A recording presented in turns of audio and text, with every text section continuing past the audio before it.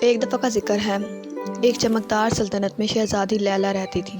اس کے سنہری بال، نیلی آنکھیں اور بہادر دل تھا۔ وہ محل کے باہر باغات، جنگلات اور ندیوں میں گھومنا بہت پسند کرتی تھی۔ ایک دن جب وہ جنگل کے قریب چل رہی تھی، اس نے ایک ہلکی سی آواز سنی۔ وہاں اس نے دیکھا ایک چھوٹا سا ڈریگن کچھ پتھروں کے نیچے پھنس گیا ہے۔ لیلا نے ہچکچائے بغیر اپنی پوری طاقت لگا کر اسے آزاد کر دیا۔ ڈریگن نے خوش ہو کر کہا، شکریہ بہادر شہزادی، تمہاری مہربانی میں جادو ہے، ایک دن میں تمہاری مدد کروں گا۔ اسی دوران ایک قریبی سلطنت میں ایک شہزادہ آریان رہتا تھا جو ایک عقل مند اور مہربان حکمران بننے کی تربیت لے رہا تھا۔ اس کے گھنگرالے سیاہ بال، سبز آنکھیں اور نرم مسکراہٹ تھی۔ ایک شام جب جنگل کے راستے سے سواری کر رہا تھا، اس نے دیکھا لیلا ڈریگن کی مدد کر رہی ہے۔ اس کی بہادری اور مہربانی دیکھ کر وہ حیران ہوا اور بولا، شہزادی لیلا، تمہاری بہادری اور مہربانی واقعی نایاب ہے، تم واقعی خاص ہو۔ کچھ دن بعد سلطنت پہ شدید خشک سالی آ گئی۔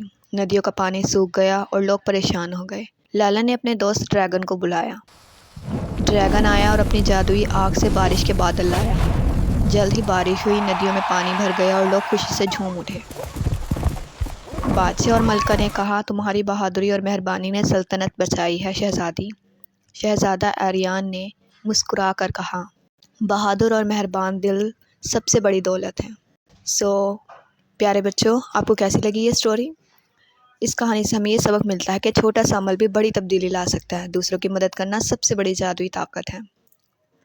مزید اس طریقے کی اچھی ویڈیوز اور کہانیاں سننے کے لیے میرے چینل کو سبسکرائب کرنا مت بھولیے گا۔